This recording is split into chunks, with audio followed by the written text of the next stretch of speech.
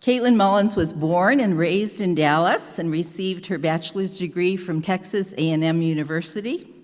She taught kindergarten in the Richardson School District for 3 years, 2006 to 2009, before the Lord used an incident with one of the students and a home visit to one of the refugee families to open her eyes to a tremendous unmet need just a few miles from where she grew up. At the end of the school year, she responded to God's call to work full-time with refugees and refugee families. And in 2011, she and her husband, Cameron, a then recent graduate of Dallas Theological Seminary, stepped out in faith and founded a nonprofit organization called For the Nations Refugee Outreach. God has richly blessed their ministry, allowing them to serve about 500 refugees a week, and has attracted to it more than a dozen staff who raise their own salaries, by the way, and several hundred volunteers, many of them from PCA churches, and perhaps even some of you here in the room. So thank you if you're doing that. For the Nations has recently become a Mission to North America short-term mission site. So if there are those in your church that would be interested after you hear what Kaitlyn has to say, I encourage you to let them know about that opportunity. Kaitlyn?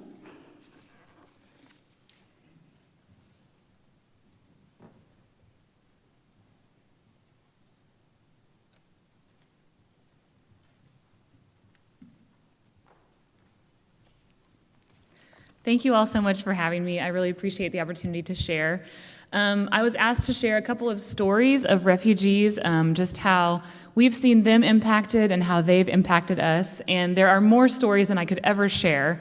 I never thought that I would be doing such cross-cultural ministry just a few miles from the house where I was born and raised.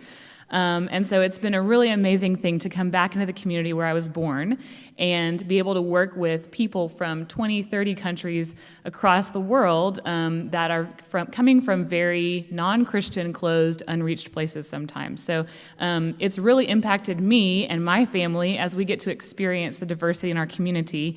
And I hope that it's also impacted the refugees who we serve.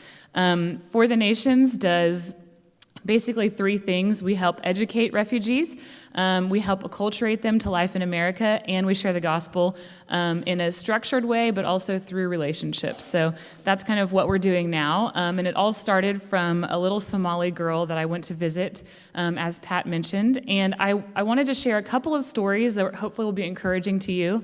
One of them is from some of the first Somali refugees that I was visiting, that I taught in kindergarten.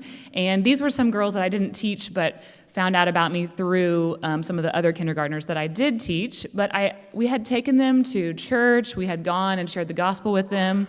But they were from a very, very just dark place, and they were living in a very dark environment. They had very little in their home, and when you would go in, you would hear their mother praying the Muslim prayers to Allah. You would see incense burning and pictures of relatives that the family would worship. And so it was a very, sometimes it was a very discouraging situation to walk into, because we would think, how are they ever going to be able to believe? How are they ever going to be able to practice their faith in this home? But, we just continued to share the gospel, hoping that God would change their hearts. And then we lost touch with them a few years back. And they had moved to another city. And so we hadn't heard from them in about 5 years. But just last week, I got a Facebook message from one of the girls who's now a 9th grader, who I kind of knew since kindergarten. And so I want to read it to you because it's really encouraging. It says, "Hey, Miss Mullens, you may not remember me, but it's Hawa and Zaina. Hawa writing, they're twins. I saw you on Facebook and I screamed because I remember all the memories we shared. When you took me, Zaina, Hadija, Ali, Allah, and many more to Bible camp, and when you used to come to Northgate Apartments and hold service in the tennis courts. I first off want to thank you so much for introducing me to Jesus. Because you and Mr. Mullens reached out to show us who Jesus is and what he can do, we are now saved and filled with the Holy Spirit. We go to an amazing church and are on fire for the Lord. I know God sent y'all in our lives for this reason. Thank you so much for everything. Y'all don't understand what an amazing impact y'all have made in our lives and many more. I never forgot about you and always wondered and still talk about y'all. Hope you remember and respond. Thanks so much and much love to you and your family. Love, Hawa and Zaina. So these little Somali girls who were head covered and their parents were head covered, right? It's cool. Who I never knew if they believed. I never knew if they had been saved, and I never knew if they'd have the chance to worship in a church because of their parents and their religion. And years later, getting that message was very, very encouraging. And so it just shows that God is greater than all of that, and that if he can call us to faith in him, and if he can change our hearts, he can certainly change the hearts of any Muslim, Somali, or whoever refugee that we come across. And so God has really brought the nations to our country and to our city in Dallas and many of the big cities around the nation. And it's a wonderful opportunity for us to share the good news that we have to people who are coming from some of the darkest places in the world. The second story I wanted to share is actually a video, and it's just going to tell you the story of some Iraqi ladies and hopefully give you some visuals and a good picture of the ministry as well.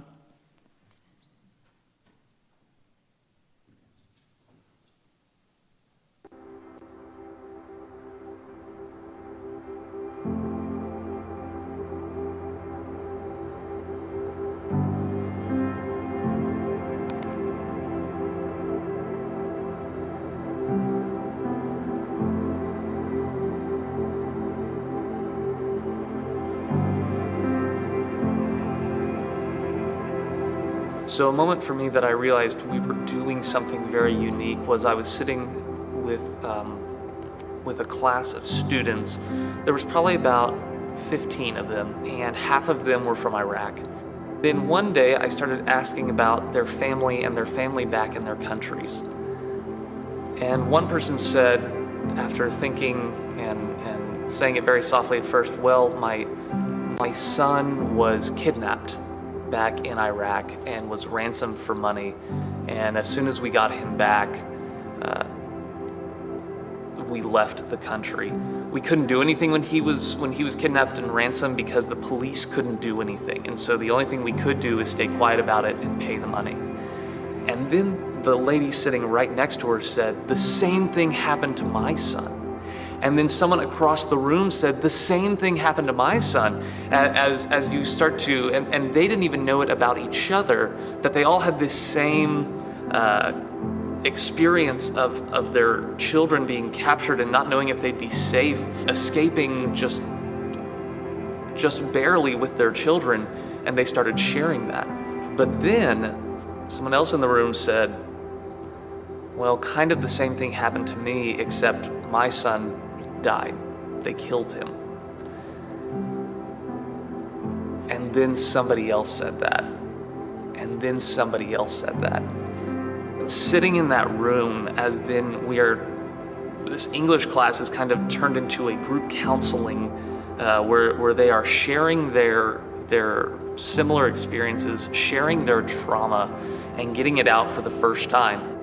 And so it's really an honor to be part of those moments, and you don't know when they're going to happen, but when people start to work through their issues, it's such a great experience to be part of the healing of other people.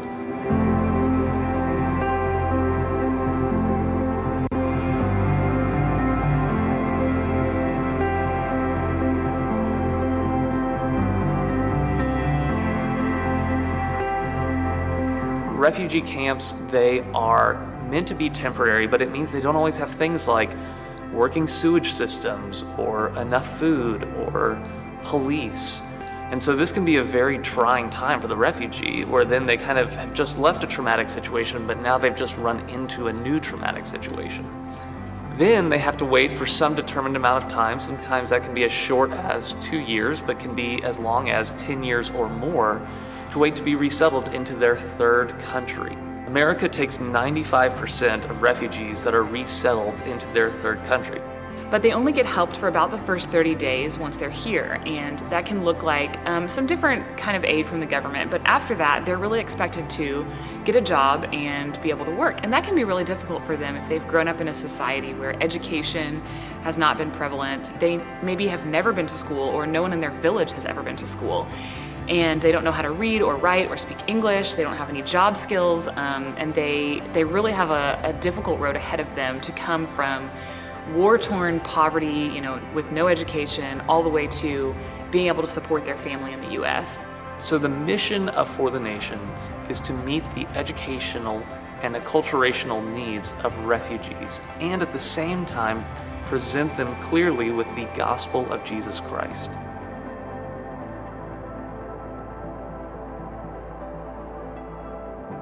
We really feel like education is one of the biggest ways to make a difference in someone's life. As we were helping refugees, we saw that the need kept coming up over and over and over again for, I can't read this document, so I don't know how to do this thing in life, or I can't understand what this person on the phone is telling me, or I don't know how to communicate with my child's teacher, or I don't know how to apply for a job because I don't speak the language. And so over and over again, we saw the need for refugees to be able to learn some of the essential skills for living.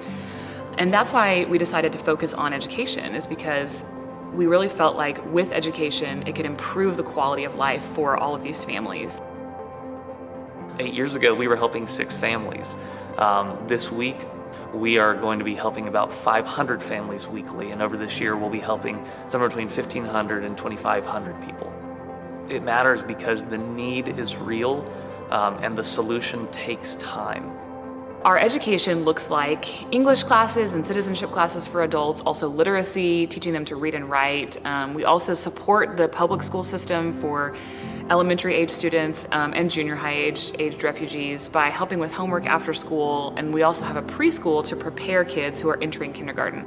Over the summer, we really focus a lot more on kids, and so we get to have churches participate in coming and volunteering and helping run summer reading programs for the kids, but also things like swim lessons, because immigrant communities are usually not very aware of pool safety and also don't know how to swim as well. So we believe that by giving refugees the ability to do these things, their life really changes. And over the course of a year, we see refugees make such huge strides, and we see that working with them every day over and over again can be tedious and it can be challenging. But from the beginning of the year to the end of the year, we see refugees take pride in having accomplished something. We have a little celebration at the end of the year where we give the refugees a certificate, and for some of them, it's the first time that they've ever really been able to finish something. Their lives have been so interrupted with war and with poverty and with running away and with trying to preserve their lives and the lives of their children.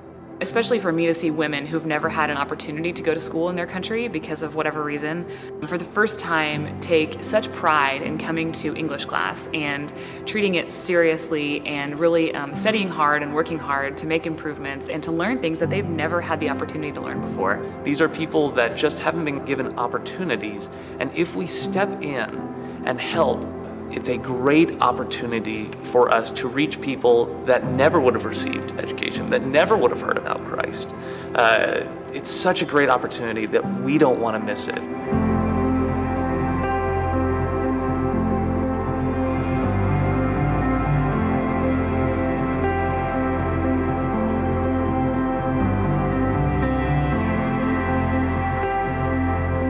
What we do matters because we are providing services to people who can't afford them and environments where they would not get them, to see real long-term growth, both educationally and in what they believe about God. It takes people who are willing to say, I'm committed to you, I'm going to be here. Other people might come and go, but we are going to be around here to help you in the way that you need it.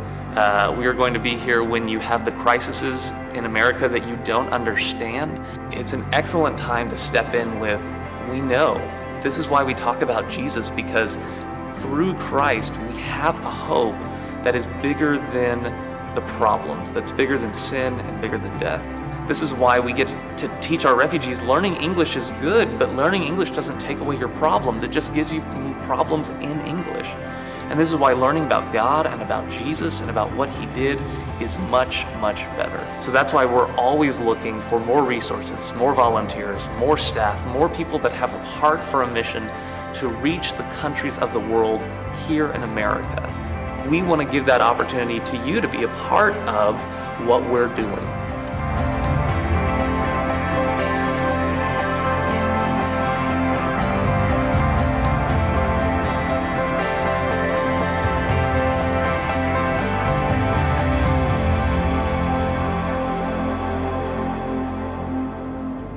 So we appreciate your prayers in this work, and we hope that you will have an opportunity to get involved with immigrants and refugees in your communities. Please feel free to come and ask me questions afterwards, and thank you again for having me. Appreciate it.